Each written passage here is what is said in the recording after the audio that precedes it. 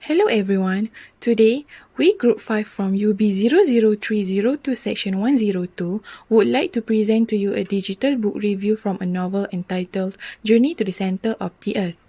Journey to the Center of the Earth is a classic science fiction novel written by Jules Verne and was published in 1864. Professor Lidenbrock discovers a coded message in an ancient manuscript about a way to get into the center of the earth through a mountain in Iceland. After decoding the message, Lidenbrock and Axel set off to Iceland to begin their journey to the center of the earth. There, they hire an Icelandic guide, Hans Bjelke, to help them on their journey. Professor Lidenbrock, Axel and Hans find and enter the volcanic crater that marks the entrance to the center of the earth.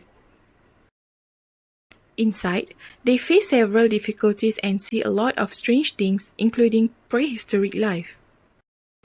They reach a vast underground cavern filled with a deep ocean surrounded by a coastline. The travelers build a raft and set sail on the ocean and reach a coastline. They enter a passage that they assume is the way ahead, but discover that it is blocked by a cave-in. They blast the rock, but the explosion causes the sea to rush in. They are swept into a large van filling with water and magma and are ejected onto the surface. When they regain consciousness, they find out that they are on the island of Stromboli in Italy. The travelers return home to Germany. In Germany, they are treated like heroes and Professor Lidenbrock's achievements are recognized. Axel marries Gretchen and Hans eventually returns to Iceland. There are three characters in this novel. First, Professor Otto Lidenbrock. He is a professor of geology and mineralogy and is Axel's uncle and mentor. He is so well known that people travel from all over the world to hear his lectures. He is a dedicated and upbeat individual who never gives up on his quest to the center of the earth, stubborn and prideful. Next is Axel. Axel is Professor Lidenbrock's nephew. He enjoys learning about Earth and its minerals from Lidenbrock. When Lidenbrock plans to travel to the center of the earth, Axel tries to persuade his uncle not to go, but eventually agrees to join Lidenbrock on his journey. Throughout the story, Axel is skeptical about the trip's outcome, believing it will lead to his death. He's a little naive, excitable, and anxious. The next one is Hans Bjelke.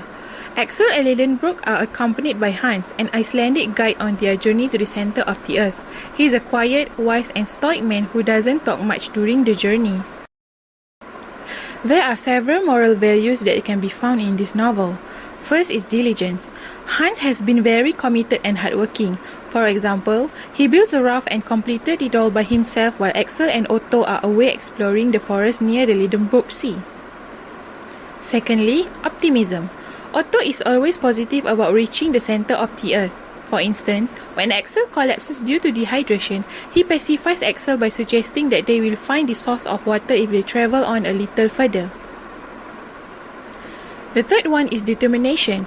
When Otto finds himself and his team back at the same shore after being caught in electric storm, he sails back across the Lidenbrock Sea despite knowing that they may face the dangers such as the sea creatures and the electric storm that they were caught in earlier.